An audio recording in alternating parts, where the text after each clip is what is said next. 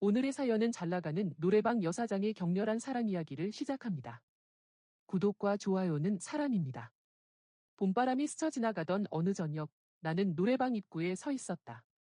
문 앞에 걸린 작은 조명이 켜지고 간판이 부드럽게 빛을 내뿜었다. 뮤즈 노래방이라는 이름처럼 나에게 이곳은 단순한 가게가 아닌 인생의 무대였다. 25에 이 일을 시작해 어느덧 43. 세월은 지나갔고 나는 이곳에서 웃고 울고 사랑하고 배신당하고 다시 일어섰다. 사람들은 흔히 노래방 사장이라고 하면 화장 짙게 하고 목소리 크고 사람 상대 잘하는 여자를 떠올리겠지만 나는 좀 다르다. 조용하고 낯가림도 있고 처음 온 손님한테 먼저 말을 거는 법도 서툴다. 하지만 오랜 단골들과는 눈빛만 봐도 통하고 노래 부르는 걸 좋아하는 사람들과는 진심으로 마음이 닿는 걸 느낀다. 그날도 평범하게 시작된 날이었다.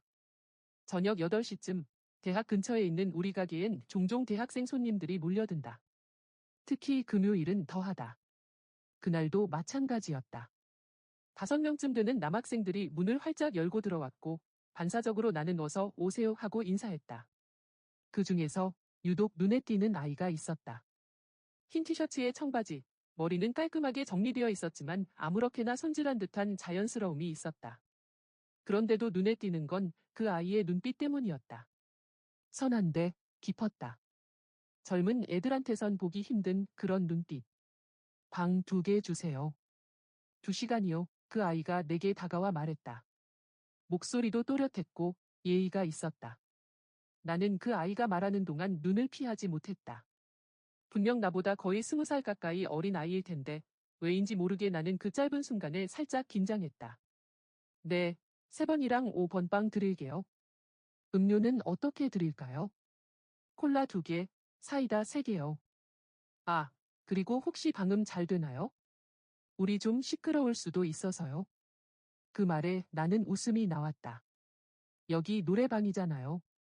시끄러운 거야 환영이죠. 그 아이도 웃었다. 정말 잘 웃는 얼굴이었다. 그 순간 잠깐 숨이 멎는 느낌이 들었다. 젊고 싱그럽고 투명한 미소. 내가 잊고 지낸 감정들이 순식간에 밀려왔다. 그날 밤 아이들이 떠난 후 나는 괜히 3번 방 청소를 직접 했다. 방 안에는 그 아이가 불렀던 노래의 여운이 남아 있었다. 김광석 사랑했지만 어린 나이에 어쩜 그런 노래를 그렇게 부를 수 있을까 싶을 정도로 절절한 감정이 묻어 있었다. 나는 혼잣말로 중얼거렸다. 저 아이, 누구지? 이름도 모르는 손님. 그러나 괜히 마음이 쓰였다. 그렇게 며칠이 흘렀다. 그리고 그 아이가 다시 왔다. 이번엔 혼자였다. 안녕하세요. 저 기억하시겠어요? 물론이었다. 어떻게 잊을 수 있겠는가? 하지만 겉으론 최대한 덤덤하게 웃었다. 네, 친구들이랑 오셨던 분이시죠? 네, 오늘은 혼자 왔어요. 그냥 노래 부르고 싶어서요. 그 아이는 내 눈을 똑바로 보며 말했다. 나는 그 눈빛에서 외로움을 봤다. 그리고 그 외로움이 이상하게도 내 마음을 울렸다. 1번 빵 드릴게요. 음료는요? 괜찮아요. 물만 주시면 돼요. 그 아이는 2시간 동안 혼자 방 안에서 노래를 불렀다. 중간에 음료수 한 병을 들고 가면서 나는 살짝 문틈으로 들리는 그의 목소리를 들었다. 오늘은 이적 걱정 말아요. 그대를 부르고 있었다. 담담한 듯하면서도 어딘가 울컥한 그 감정. 나는 조용히 문을 닫고 나왔다. 그렇게 그 아이는 매주 금요일마다 혼자 노래방에 왔다. 때론 수업 끝나고 바로 오는 듯했지만 언제나 정돈된 모습이었다. 나는 점점 그 아이의 이름이 궁금해졌고 무슨 공부를 하는지 어떤 삶을 살아가는지 알고 싶어졌다. 그리고 어느 날 내가 먼저 물었다. 학생, 이름이 뭐예요? 그 아이는 살짝 놀란 표정이었지만 곧 부드럽게 웃으며 말했다. 하윤이에요. 김하윤. 그래요, 하윤 씨, 노래 정말 잘하시네요. 음악 하세요? 아니요, 그냥 듣는 것도 부르는 것도 좋아해서요. 사장님은요? 나는 갑작스레 되묻는 그의 질문에 잠깐 당황했다. 노래방을 운영하면서 손님과 이렇게까지 대화를 나눈 게 오랜만이었기 때문이다. 저요? 그냥 좋아서 시작했어요. 노래도 좋아하고, 사람들 노래 부르는 모습도 좋아하고. 그럼 사장님도 자주 부르시겠네요? 아니요. 요즘은 잘 안 해요. 그 순간 하윤의 눈빛이 진지해졌다. 왜요? 사장님 목소리 예쁠 것 같은데. 그 말이 내 마음을 스쳤다. 아니, 꽤 깊게 박혔다. 그저 예의로 한 말일지도 모른다. 그런데 나는 그 한마디에 밤잠을 설쳤다. 나를 봐주는 사람이 있다는 것, 그 시선이 따뜻하다는 것, 그것만으로도 심장이 뛸 수 있다는 걸 잊고 살았다. 며칠 뒤, 나는 문득 그 아이에게 한 곡 불러달라고 했다. 하윤 씨, 오늘은 마지막 곡으로 뭐 부르실 거예요? 글쎄요. 추천해 주실래요? 나는 오래전 내가 가장 좋아하던 노래를 떠올렸다. 이소라의 바람이 분다. 불러보세요. 어울릴 것 같아요. 하윤은 눈을 반짝이며 고개를 끄덕였다. 그날 하윤이 부른 바람이 분다는 내 마음을 무너뜨렸다. 그 목소리, 그 감정선, 그 진심. 마치 나의 지난 사랑과 아픔을 그 아이가 알고 있다는 듯이 불렀다.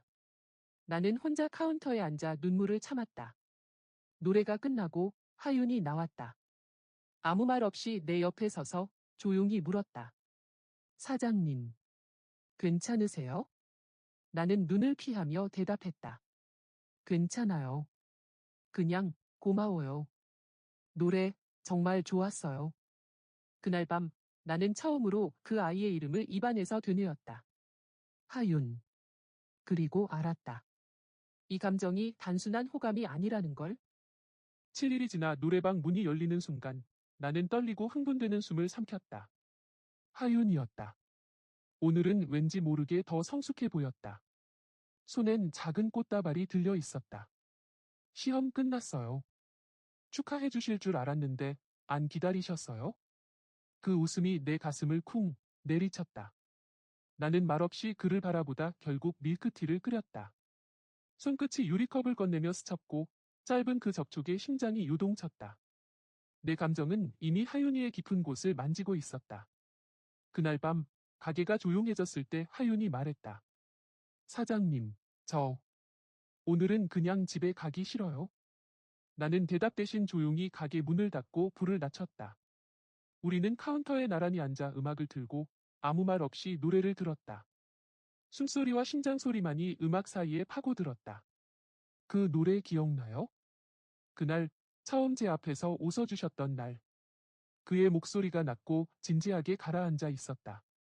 그때부터였어요. 매주 오고 싶었던 건 노래 때문이 아니에요. 나는 말없이 그를 바라보다가 하윤 씨, 안 돼요.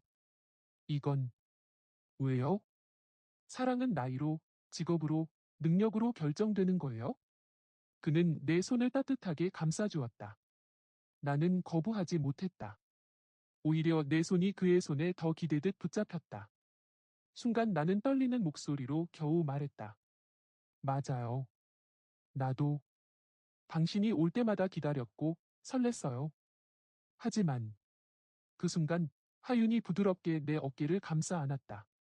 숨이 막히는 줄 알았다.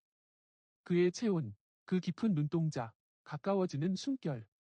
나는 외면하지 못했다. 순간의 감정으로 나의 입술은 살짝 벌어졌다. 그 밤, 우리는 아무 말 없이 서로를 안았다. 그리고 하윤이의 입은 나의 목을 타고 서서히 올라와 내 입술을 간지럽혔다. 감정은 폭풍 같았다. 오래도록 참아왔던 외로움, 무너진 사랑, 놓아버린 꿈, 그 모든 것들이 하나로 녹아 서로에게 스며들었다. 이건 단순한 끌림이 아니었다. 생존처럼 절실한 폭풍 같은 감정이었다. 그날 우리는 몇 번이고 서로의 중요한 부분을 계속해서 만져주었다. 미칠 것 같은 꽃잎의 떨림으로 모든 꽃잎의 꿀이 뚝뚝 떨어졌다. 그날 이후 모든 게 달라졌다. 그가 가게 문을 열고 들어올 때마다 내 가슴은 미친 듯이 뛰었고 그의 눈빛은 나를 말없이 끌어안았다. 아무에게도 말할 수 없는 비밀 같은 감정. 하지만 그 감정은 점점 더 커져만 갔다. 세상의 시선 따위는 생각조차 하기 싫었다. 몇 번을 그렇게 노래방에서 새벽이 붉은 태양으로 밝아질 때까지 우린 더 핑크빛으로 물들어갔다. 나의 꿈만 같았던 대학생과의 사랑은 최고의 기억으로 남아있고 아직도 그런 폭풍 같은 사랑을 꿈꾸고 있다. 구독과 좋아요는 사랑입니다.